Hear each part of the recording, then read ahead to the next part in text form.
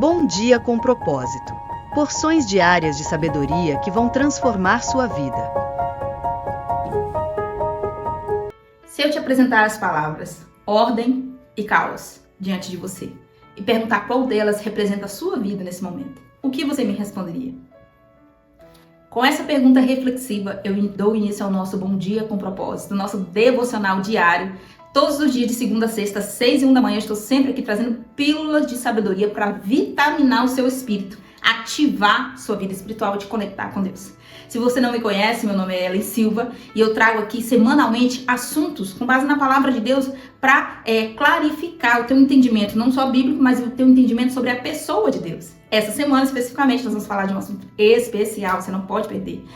Nós vamos falar sobre zelo, ordem e organização. Esses três, não três temas, né, mas essas três palavras que estão interligadas, representando o caráter de Deus. Quem Deus é? Um Deus ordeiro, um Deus organizado e um Deus zeloso. Diariamente nós vamos aí destrinchar esse assunto durante toda a semana. Então, se você não é inscrito no canal, aqui já fica o meu convite para se inscrever, porque aqui tem conteúdo de valor. Vamos tomar por base o texto para essa segunda-feira, para nós entendermos aí o que seria a ordem em meio ao caos, ou para você entender e parar de dizer que a sua vida está um caos, ou porque você precisa entender o que é o caos. Então vamos ler então Gênesis capítulo 1, primeiro livro da Bíblia. Abriu aí com pouquinhas folhas, você já chega no capítulo 1, versículo 2. Vamos ler? Vamos ler primeiro 1, que diz: No princípio, Deus criou os céus e a terra. E a terra era sem forma e vazia. Trevas cobriam a face do abismo. E o Espírito de Deus se movia sobre a face das águas. Pausa, vamos parar por aí. E vamos entender que quando Deus chega aqui, antes da criação, antes de dar início de tudo, o cenário que ele encontrou foi de vazio, foi de desesperança, foi de solidão, foi de total desordem, desorganização. Não tinha, era tudo vago, tudo vazio.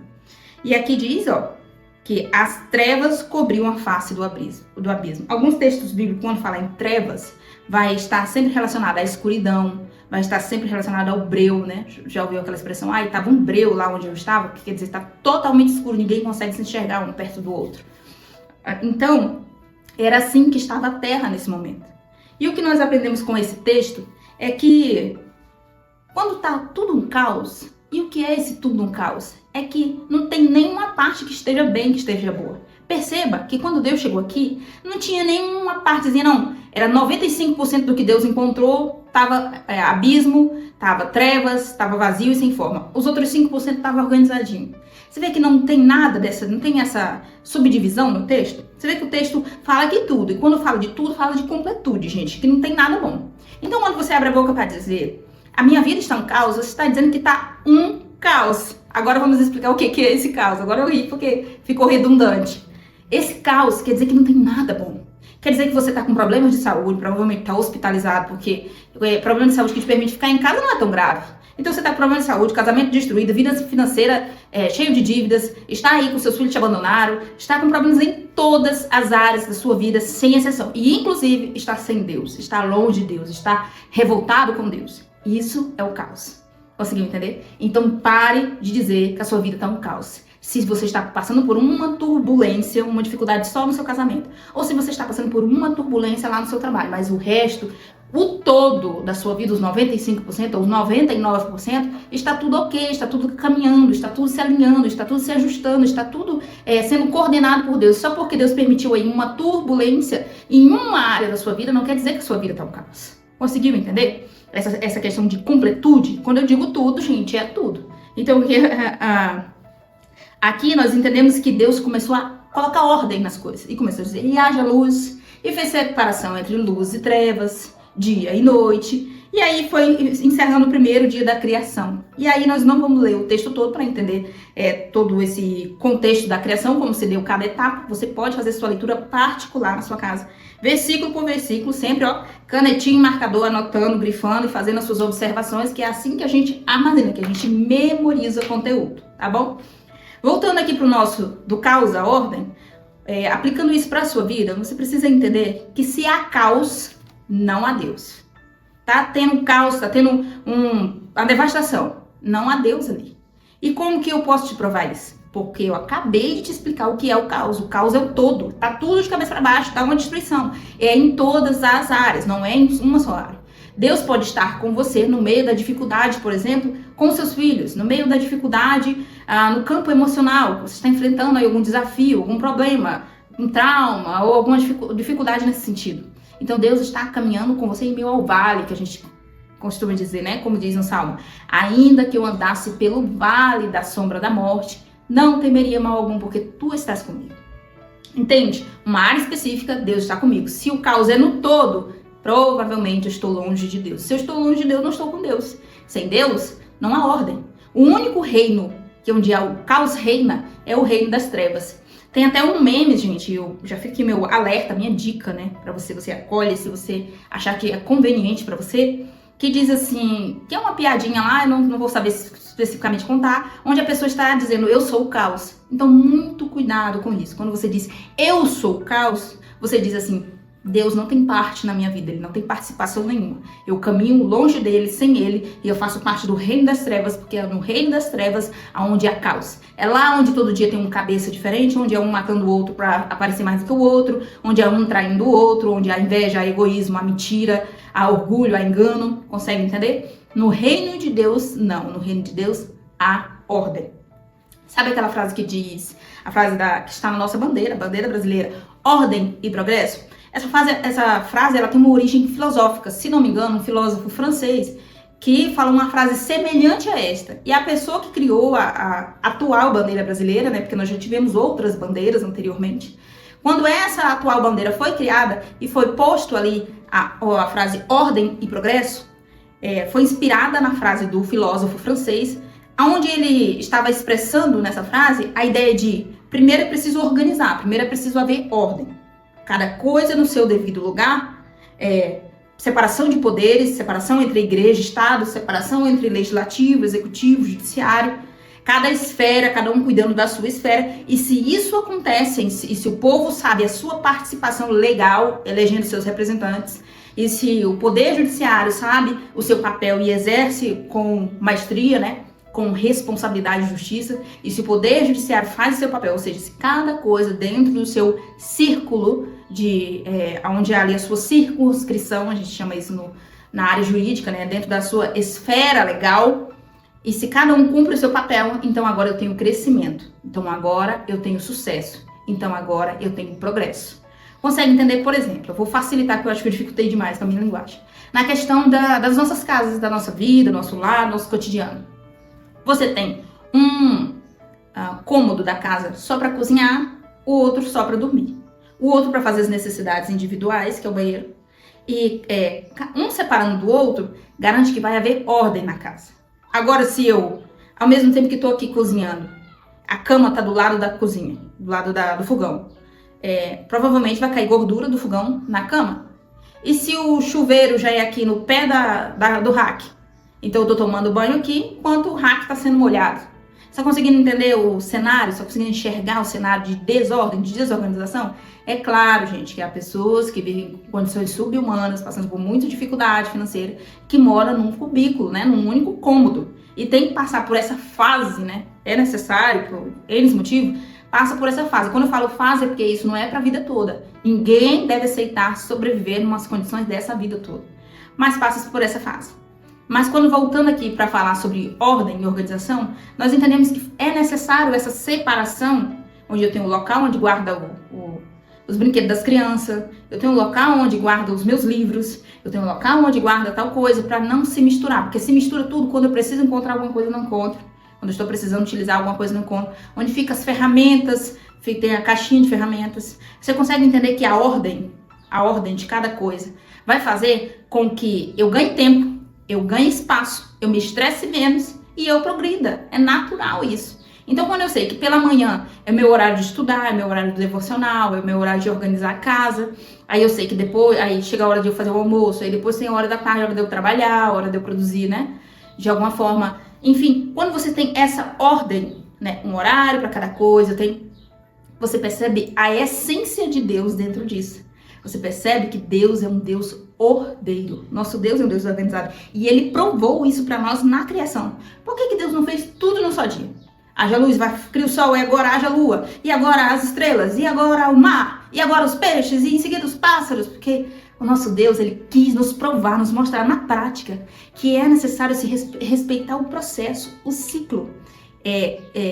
Aprende, aplica, vai colocando em prática. Não é assim, fica com obesidade mental de aprender coisas. No futuro, quem sabe, eu vou colocar em prática. Não é para ser assim. As coisas é para haver um processo. Se eu for ficar só, por exemplo, só comendo o tempo todo e não organizo a casa e não trabalho e não faço os outros afazeres, eu tô dando muita ênfase para uma coisa e as outras estão ficando bagunçadas, desorganizadas. Isso não prova a essência de Deus, não prova que eu estou caminhando com Ele, certo? Agora eu quero ler com você um texto que está em Deuteronômio 23. Esse texto, esse curto texto, vai nos clarificar, é um exemplo que vai nos deixar mais claro ainda o quanto que Deus é um Deus ordeiro, organizado.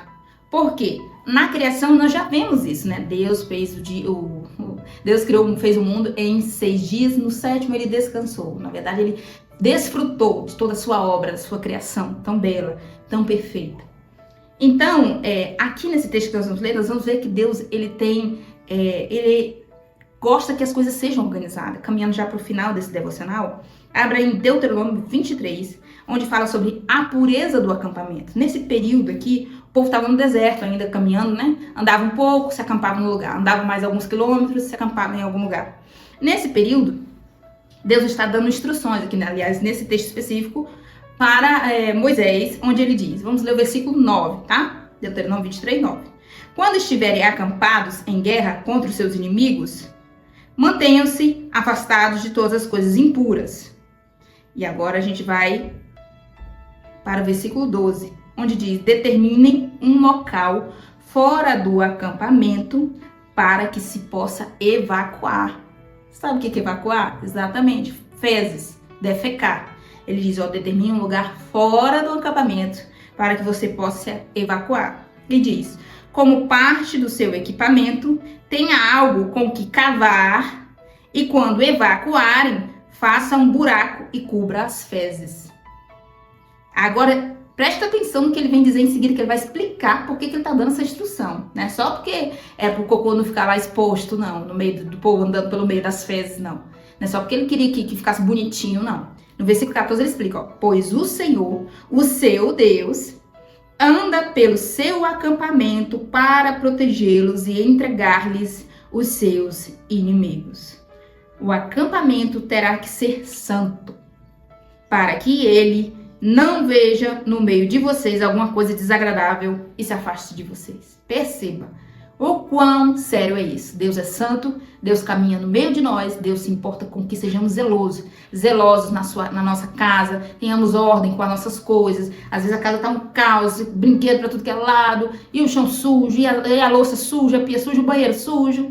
E às vezes naquele momento Deus ele queria visitar, mas ele evita, ele deixa de cumprir essa sua vontade por falta de ordem, de organização, de zelo nosso.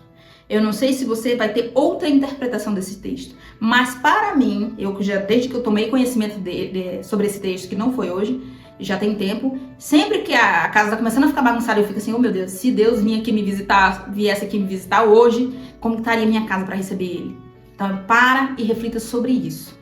Muitas vezes nós somos desleixados, muitas vezes nós somos bagunceiros, muitas vezes nós somos preguiçosos. E esse é o despertar de Deus hoje. Ele quer pôr ordem no nosso caos. E perceba que quando a gente limpa a casa, que a gente arruma tudo e vasculha e deixa tudo limpinho, aquela sensação de paz interior, de organização, né, de saciedade, de prazer, de felicidade, tá tudo limpo, roupa lavada, pia limpa. Então, Deus ele também tem essa sensação quando nos vê manter as coisas em ordem. Então, se eu tenho Deus, se eu tenho a essência de Deus em mim, ou se eu quero chamar Deus para fazer parte de mim, para estar dentro de mim, na minha essência, eu preciso ser uma pessoa organizada, eu preciso que a minha vida tenha ordem. Porque se há caos, não há Deus. E você aprendeu nisso, que é, de fato, o caos. Espero que essa palavra tenha falado com você, porque comigo falou profundamente. Vamos orar? Põe aqui no chat ou nos comentários seu pedido de oração. E agora eu quero orar por você para que a ordem, o zelo e a organização reinem na sua casa, na sua vida. tanto no campo espiritual quanto no campo emocional. Amanhã nós vamos falar sobre um princípio importantíssimo, que inclusive é um dos capítulos do meu livro, onde eu destrincho bem sobre esse assunto, que é o princípio da organização. Muito importante. Nós vamos falar sobre o campo emocional, o campo espiritual está imperdível. Se você gostou desse episódio de hoje, já convido você a copiar o link aqui e compartilhar nos grupos que você está, porque eu tenho certeza que muitas pessoas vão se interessar, estão precisando aprender sobre esse assunto. Vamos orar. Altíssimo e soberano Deus, em nome de Jesus, teu Filho, nós entramos em oração nesse momento, clamando por tua graça, tua misericórdia e teu favor. Pedimos ao Senhor, Pai amado, que visite cada um que está nos ouvindo nesse momento, aonde essa pessoa estiver, que o Senhor visite o seu lar, sua casa, sua família, seu casamento. Pedimos que haja ordem, organização, zelo, que haja paz. A ordem traz paz, então que haja paz no coração dessa pessoa, que ela tenha força de estabelecer uma rotina de hábitos saudáveis, como o de estar diariamente conosco fazendo devocional aqui. Que o Espírito Santo da verdade entre no coração dessa pessoa nesse momento, chamando essa pessoa para organizar a sua vida, para pôr ordem em meio ao caos que se encontra a sua vida, que o Senhor tenha um encontro com essa pessoa e nesse momento que o Senhor ajude a passar pelas turbulências em qualquer área da sua vida que ela esteja enfrentando. Ela que antes achava que estava no caos, mas não está, só está passando por uma dificuldade, que o Senhor segure nas suas mãos, que o Senhor lhe sustente. E nesse momento nós pedimos o livramento do Senhor, nos dá uma semana extraordinária na tua presença, debaixo da tua graça, da tua misericórdia, dos seus livramentos, que nem o mal atinja a nossa casa, nem a nossa família, que estejamos blindados e protegidos pelo Senhor. Em nome de Jesus é o que nós te pedimos. Amém?